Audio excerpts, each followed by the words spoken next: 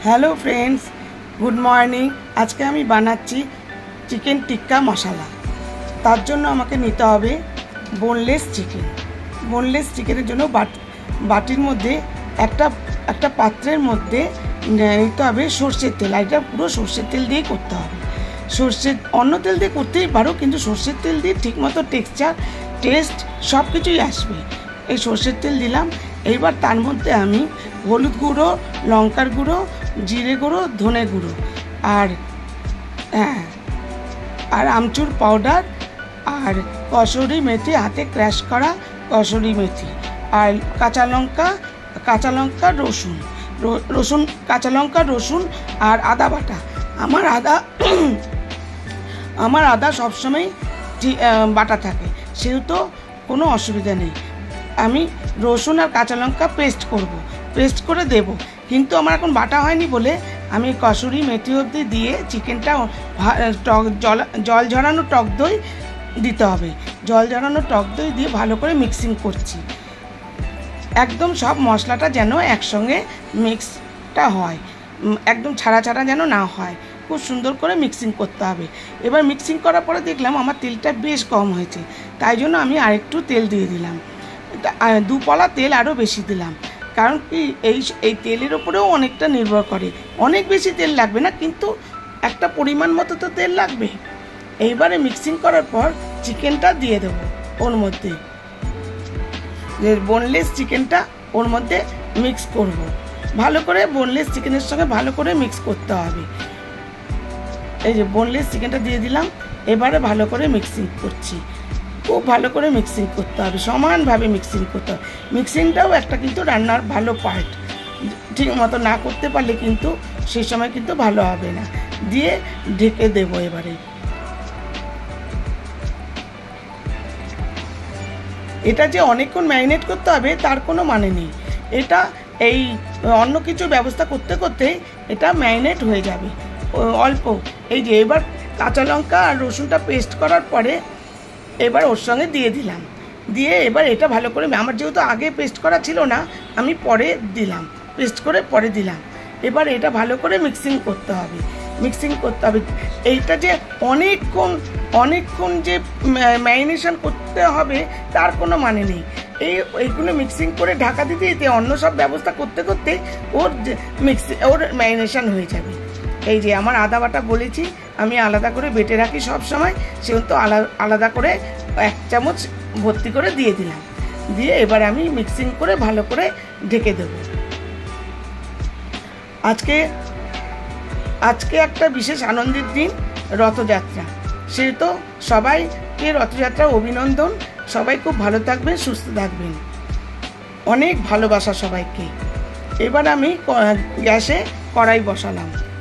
কড়াই বসিয়ে তাতে সর্ষের তেল দেব। আমি একসঙ্গে অনেক তেল দিই না, অল্প অল্প করে তেল দিই, আর তারপরে বুঝে আবার তেল দিয়ে আবার শুরু করি তেল। এইবারে আমি চিকেনটাকে তৈরি করার জন্য পেঁয়াজ, রসুন, কাঁচা লঙ্কা, টমেটো দিয়ে ভাজবো। খুব ভাজবো না, হালকা লাল রং হয়ে আসলেই নামিয়ে নেব।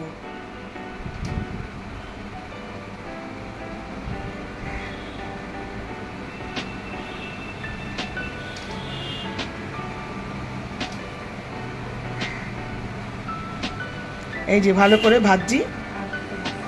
আদা তো বাটাই আছে, আদাটা আলাদা করে দেওয়ার কিছু নেই। ও পরে আমি 1 চামচ আবার আদা দিয়ে দেবো ওর মধ্যে। আমার ফোনটা আজকে একটু ডিস্টার্ব করছে, সরি। আপনারা একটু মানিয়ে নেবেন, না হলে তার জন্য আমি আগে থেকেই সরি চাইছি, ক্ষমা চাইছি। আশা করি আপনি পুরো রান্নাটাই বুঝতে পারবেন। একটু ডিস্টার্ব হয়েছে ঠিকই, রান্নাটা বুঝতে পারবেন। এই টমেটোটা দিয়ে দিলাম। এবার ভালো করে ভাজবো যতক্ষণ একটু লাল মতো আর টমেটো একটু নরম হয়ে যাচ্ছে ততক্ষণ ভাজবো। পেঁয়াজটা একটু হালকা লাল হলেই নামিয়ে নেব। এই যে হয়ে গেছে। এইবার আমি এইটাকে পরে ঠান্ডা করতে দেব। এটা একটুখানি ভাজা হয়ে গেলে আমি পুরো ঠান্ডা করে বাটবেন, নাহলে কিন্তু সেই রঙটা আসবে না। একদম জলের মতো ঠান্ডা হলে তারপরে বাটবেন, নাহলে কিন্তু সেই টেক্সচারটা আসবেই না।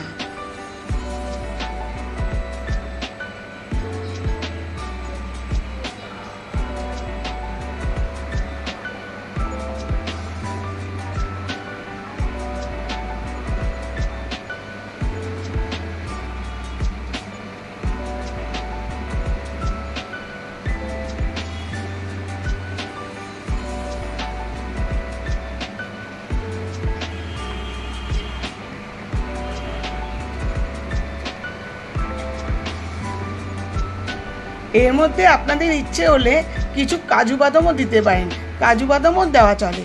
আমি অবশ্য আজকে কাজু বাদাম দিইনি, কিন্তু কাজু বাদাম দেওয়া কিন্তু ভালো, মানে আরও টেক্সচারটা ভালো আসবে।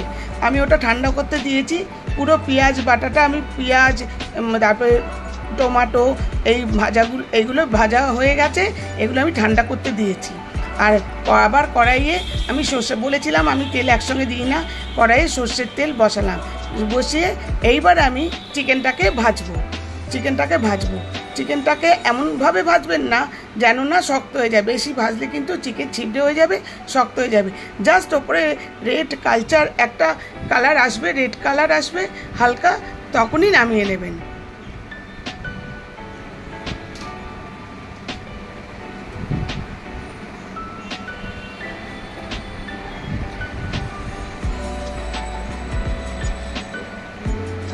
আপনারা কিন্তু, আমি ভেজে নিচ্ছি, আপনারা কিন্তু শিকে ঢুকিয়ে আপনারা কিন্তু গ্রিল করেও নিতে পারেন, গ্রিল করেও দেয়, কিন্তু আমি অবশ্য গ্রিল করছি না আজকে আমি ভেজে নিচ্ছি। আজকে আমার ফোনটা একটু ডিস্টার্ব হচ্ছে, আমি ক্ষমা চেয়ে নিচ্ছি আপনাদের কাছ থেকে। প্লিজ আপনারা কিন্তু মানে ক্ষমা করে দেবেন আমাকে। এই যে চিকেনটা ভাজা হয়ে গেছে, এবার আমি চিকেনটা নামিয়ে রাখলাম। চিকেনটা আমি এবারে নামিয়ে রাখলাম একটা পাত্রে।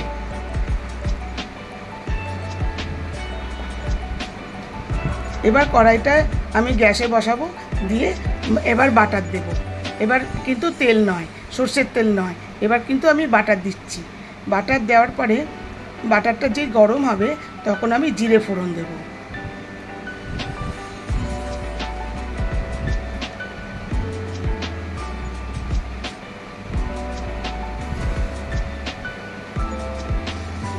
সব সময় গ্যাসের ফ্লেম লো টু মিডিয়াম রাখবেন, আর কমিয়ে বাড়িয়ে করবেন, একদম এক নাগারে রাখবেন না। আমি জিরে ফোড়ন দিলাম, জিরে ফোড়ন দিয়ে এবার আমি চিকেনটা পুরো দিয়ে দিলাম। আমি আগে চিকেন দিয়েছি, কিন্তু আমার ওদিকে মশলাটা পেঁয়াজ, রসুন, কাঁচা লঙ্কা, টমেটো ওইসব বাটাটা হয়ে গেছে, কিন্তু আমার বাটাটা আমি আগে দিইনি, চিকেনটা আগে দিয়েছি। আপনারা ইচ্ছে করলে বাটাটাও আগে দিতে পারেন, বাটাটা আগে দিয়ে, বাটাই আগে দিন, চিকেনই আগে দিন, যতক্ষণ না তেল বেরোচ্ছে আপনারা কিন্তু সমানে ওটাকে নাড়িয়েই যাবেন। পরিমাণ মতো নুন দেবেন, আর একটু মিষ্টি দেবেন, একটু, একদম একটু, হাফ চামচ মতো মিষ্টি দেবেন। টক দই দিয়েছি তো ওটার সঙ্গে সিমিলার হয়ে যাবে, টক দই আর চিনিটা মিক্সড হয়ে গিয়ে টেস্টটা ঠিক আসবে। এই যে দেখুন তেল বেরিয়ে গেছে, টেক্সচারটা দেখুন কি অপূর্ব টেক্সচার হয়েছে, দেখতে খুব সুন্দর হয়েছে। এবার আমি এর মধ্যে একটা বাটি বসাবো, এইবার ফ্রেশ ক্রিমটা আগে দিয়ে দিচ্ছি, ফ্রেশ ক্রিমটা নাড়াচাড়া করে তারপরে আমি কসুরি মেথি ক্র্যাশ করে ওর মধ্যে দেব।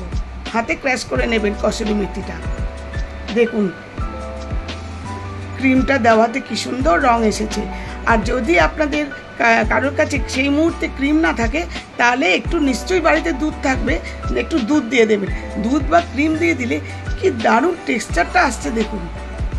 আর টিক্কা মশলাটাতে কিন্তু এইরকমই টেক্সচার আসে, লাল রং হয় না, ঠিক এইরকমই একটু সাদা একটু লাল।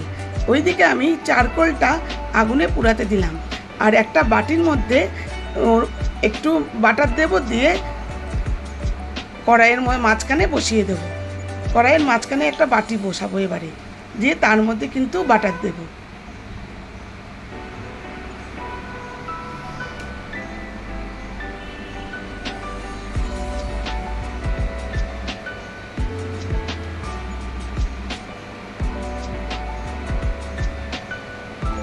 ওইদিকে চারকোলটা আগুনে পুড়ছে, এদিকে বাটারটা গলে যাচ্ছে। এবার চারকোলটা এদিক ওদিক করে দিচ্ছি যাতে সবপুরটা গরম হয়। এইবারে চারকোলটা পুরো আগুন লেগে গেলে তারপরে আমি বাটির মধ্যে বসিয়ে দেবো। চারকোলটা এদিক ওদিক করে পুরোটা আগুন লাগাচ্ছি, পুরোটা আগুন না লাগালে ধোঁয়াও উঠবে না। এইবার হয়ে গেছে, এবার চারকোলটা দিয়ে দিলাম। যেহেতু আমি গ্রিল করিনি, ওই পোড়া গন্ধটা আনার জন্যই কিন্তু এই সিস্টেমটা। চারকোলটা দিয়ে সঙ্গে সঙ্গে ঢাকা দেবেন, ধোঁয়াটা যাতে ওই টিক্কা মশলাতে পুরো এসে যায়। দেখুন টেক্সচারটা দেখুন, কি সুন্দর তেল বেরিয়ে দারুণ হয়েছে। এবার আমি একটা পাত্রে ঢেলে নেব। আপনাদের যদি ভালো লেগে থাকে শেয়ার করবেন, লাইক করবেন, চ্যানেলটা সাবস্ক্রাইব করবেন। থ্যাংক ইউ, প্লিজ আপনাদের জোড়হাত করে বলছি। আর থ্যাংক ইউ ফর ওয়াচিং। সবাইকে খুব ভালোবাসা, আদর, প্রণাম।